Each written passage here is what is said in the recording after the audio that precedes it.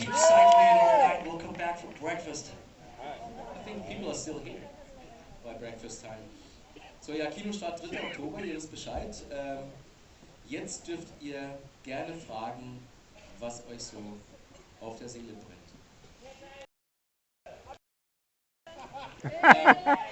Ich bin so geblendet, aber hier, Just da sehe ich remember that jemand. I can understand a little bit of German, okay? So, Wenn es geht, die Fragen in Englisch stellen, sonst auf Deutsch und ich übersetze die Antworten werden in Englisch sein. Da haben wir schon eine Frage. Ich höre. Okay, what's about the burning on the stage? Was that real? I mean, was it real happening or was it a fake? It's always did real. you see the did you see the Load Reload tour 96, 97? Yeah! Then these guys can answer that question. I mean, I obviously, did. if you see a film, then film is make believe, right? So it sounds like it worked. Well, the fire was real, that's for damn sure. Yeah! Actually, I know that I'm a fucking actor, but by the way, you know. Don't Sorry, I've got like 9,000 kilowatts of white light in my eyes. I can't actually see you. I see this guy. I've seen You him don't on have to TV. see me, just believe me. But, you know, I just really wanted to know about if it's real or not because it really seems like real. So, it You was know what, good I mean, acted, actually. Thank you. I think the most important answer there is that if you want it to be real, it was real, and if you don't, I mean, the point of this movie is that you really should make of it what you want.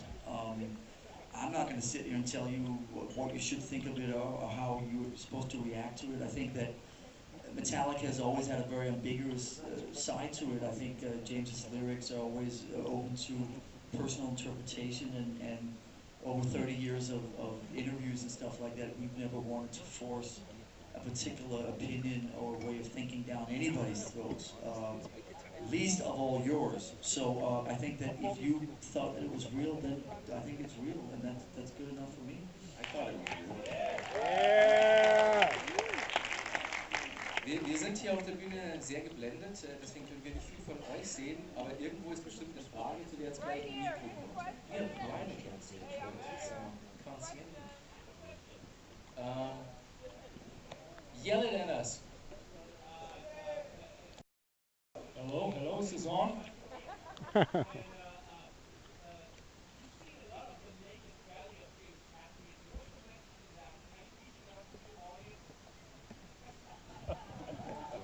Rob, I believe that it's your turn to answer. Okay, are you saying more sit-ups, less sit-ups, more bratwurst, less bratwurst, more beers? These guys here, they got a ton of beers. I think that's awesome.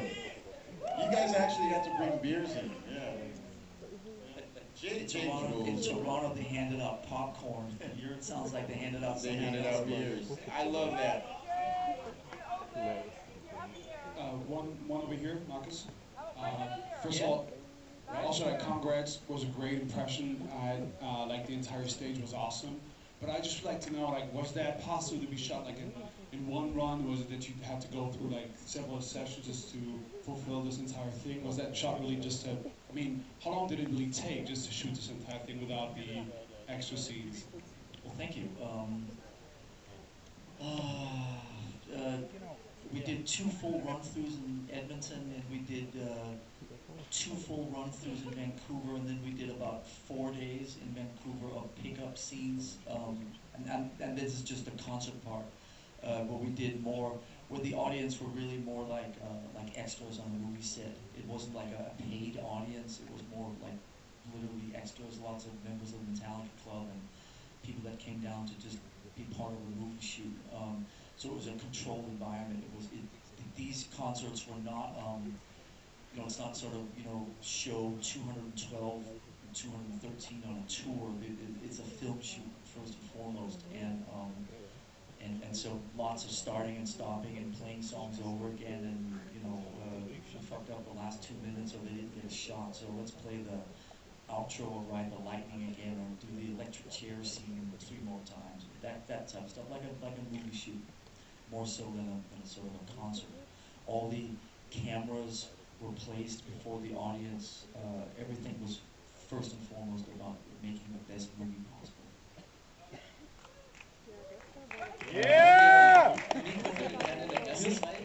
Frage hier oben. Ja, ich höre.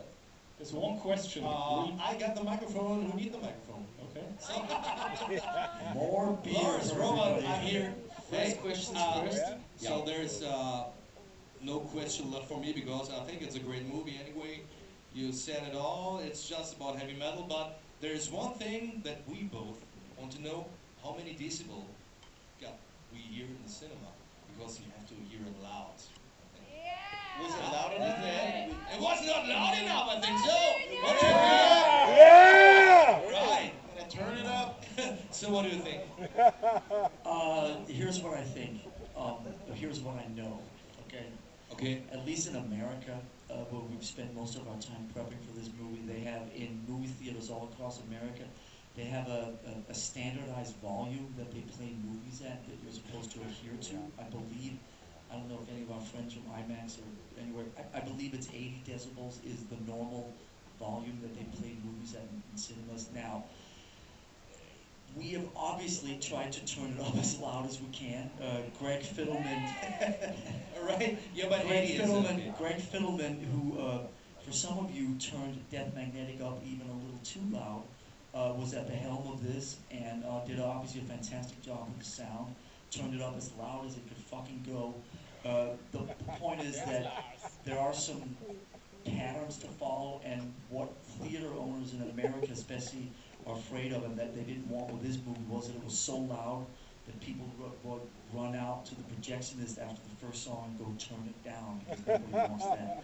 So we're, if anything, we just try to sneak it up a little louder per song. But I don't know what the rules are here in Europe. But We got no I'm rules. glad- Louder than everything else. yeah, you don't have any rules in Germany, Okay, so history lesson. No, sorry. That was funny. Come on. Listen, I'm not 5 beers into my evening. So I don't know what the rules are like here in Germany with this stuff. I take it as a good thing that you want it louder, because anytime anybody wants Metallica louder, I take it as a good thing. So thank you for that. Thank you, Senator. I think enjoying the movie. So any questions here? Say Germany! Yeah! Decibel. This is so different than The Toronto. question is, Thank you, by the way. Thank you. Sunday! Love the energy. hey, I'm up here in the back row, guys. Question is, what are you guys doing after this? Because I'd really like to get you on a guest list somewhere here in Berlin. Are you gonna Party! tonight? You want to go to the Berghain? You want to go to Trust? Just like, let us know. Let's go out. What's the plan? Läuft nicht, da muss ich jetzt reingrätschen.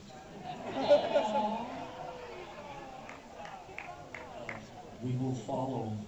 Okay, follow me. Yeah!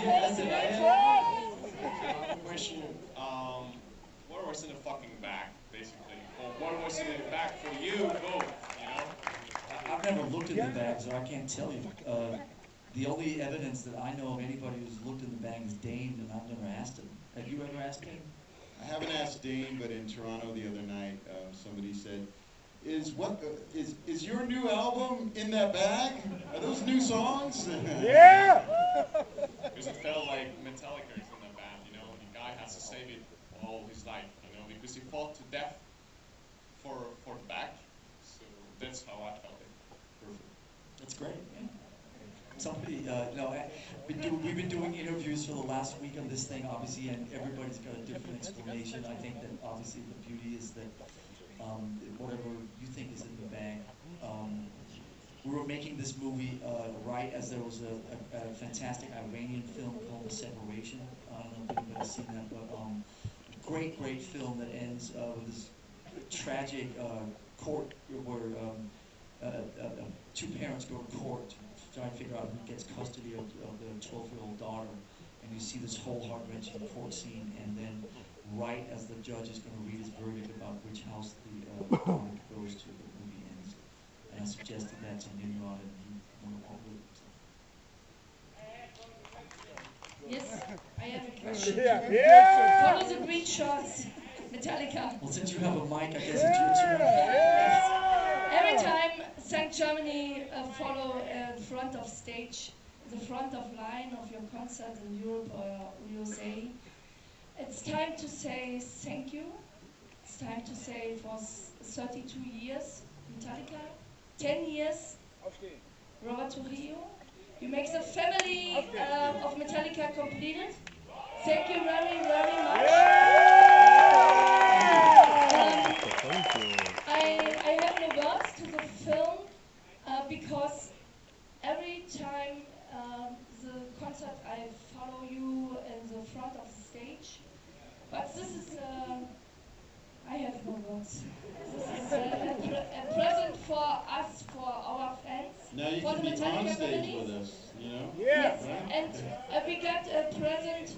Is it a present to your friends, the film? And we got your present, so I may come to you ja. and give you Du a hast gar keine present. Frage, du hast ein Geschenk. Ja! Das ist doch viel netter. Yeah. It's not a Yeah, question. you must It's a present. Maybe we could put whatever you're gonna give us in the bag. Okay.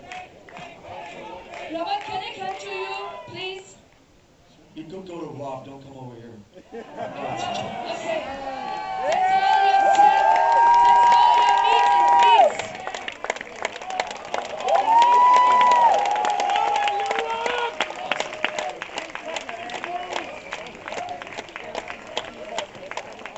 Thank you very much. Appreciate it. Oh, yeah, look at that. And 10 years, St. Germany, and 10 years, Robert Trujillo. Thank you. In Metallica. Thank you so much. Thanks and Lars and So, herzerwärmende Szenen. Ah, sweet. Thank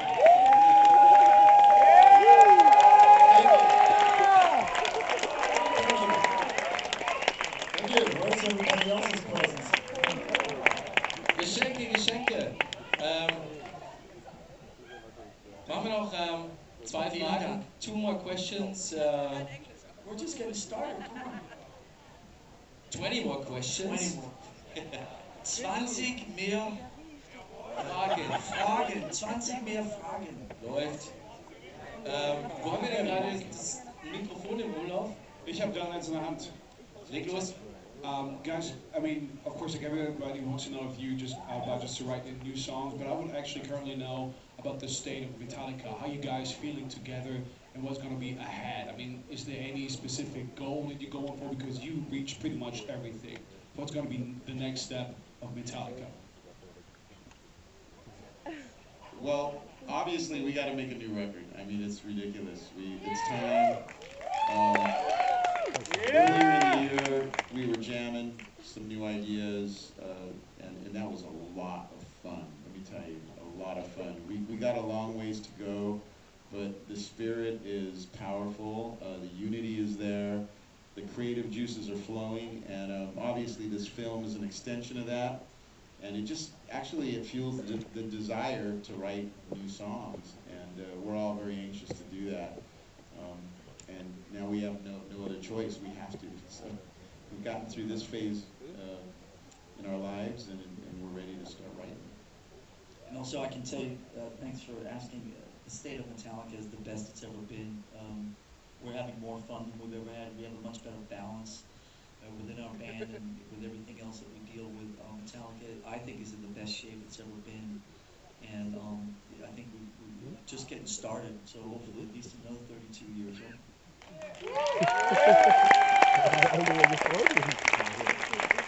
Sehr gute Nachrichten. Die nächste Frage. Habe ich verstanden? Oh. Hey, guys. So, hello. Mach's mal schnell. Wir bringen dir ein Mikro, das brauchst du eigentlich gar nicht, aber machen wir vorher noch die Frage. Hallo, wo ist das Mikrofon? Hello, guys. Sekunde. Guys, first of all, fantastic film. Really, you had me right from the beginning. I understand that editing was happening right up to the last second. I'm curious to know if the picture is locked, and actually you had me for the whole film right up until the fire. And I'm curious to know how many people in the room sort of felt this story kind of come to a close, or in a way that felt forced, with sort of taking the stage and going back to the roots kind of feeling. Guys? Well, I appreciate those comments. I appreciate those comments. Come on. I'm sure that there may be one or two of you that have noticed that we end every show with a particular song from Kill 'Em All called Seek and Destroy. And that was obviously in some of the early edits. It didn't feel right to the end of this movie with the house lights on, with the balloons, with kind of the silliness. It just felt forced and felt really awkward. So we were trying to figure out the best way to end this film, and we thought that Seek and Destroy was not the best way to end this film. And so we thought Hit the Lights was the best way to end this film. That's really it. There was a kind of peculiar perversity in starting off or ending this whole thing with the first song that we ever wrote, and I guess to a degree, ending the whole thing with a song that really signifies a beginning. Also, just the phrase itself, Hit the Lights. Obviously, a project of this magnitude for us has been an incredible learning experience, and you always sit and sort of talk about, well, if we could have done this different, when you have the luxury of working in a small situation like a recording studio, it's much easier to sort of move things around. Film is such a different thing, and so once it's shot, it's shot. There was actually a couple more things that we wanted from Dane, who was tied up on Spider-Man for the better part of 6 months, and we finally wrestled him away from Spider-Man for one day and got 4 or 5 things out of him for one day. But once it's done, it's done. And the whole production that went into Vancouver and Edmonton and so on, we couldn't go back. But we tried Seek and Destroy, and did not work, trust me. One day I'll show it to you. And, Hit the Lights, that was what we thought was the logical conclusion to this film. But I appreciate your comments, and I've heard a lot of them the last couple of weeks, and I take them all in. And, I still don't even know what I think of the film. I mean, I saw it the other day for the first time in Toronto. When we come back and do press on our next record in about 2 years, then I'll probably have some answers. But right now, I don't have. I have mostly questions too. So I'm right there with you, brother. Okay, ich fürchte, wir schaffen die 20 Fragen nicht mehr, weil wir müssen wirklich aufhören. Hallo. Es kommt Hallo. die letzte Frage, so leid es mir tut. Yes. Hallo. Wo haben wir denn ein Mikrofon? The last question. Last question. Which is your favorite German group? And Metal Manson did something with Russia and together. What do you think? Can you do something with a German group, metal group, something? And you were great, thank you. I would say that my favorite German record is probably the first Accept album. I still listen to that a lot. The back-to-back of Hell Driver and I mean, some of those songs are just insane. Sounds great. There was a small German band that put a record out in 1972 called Night Song, who some of you may know, and that record still sounds great. I'll leave it at that. One word, creator. Yeah! Yeah! That's all. Uli Raw. See you tomorrow, man. Jawohl. Vielen Dank, das war lustig. Normalerweise ist es bei Question and Answer so, dass lange nichts passiert. 10 Minuten kommt keine Frage, wie in der Schule, will keiner aufzeigen. Aber das war eine Riesenparty hier. I said Q's and A's are normally like, a bit slow and nobody... This is great. Listen, Yeah. Can we take you with us to Moscow tomorrow? Yeah! Can we take you with us everywhere, please? I love this energy. Okay, people, bus is outside Yeah. to Moscow. Bis dahin, vielen Dank. Ciao. Thank you so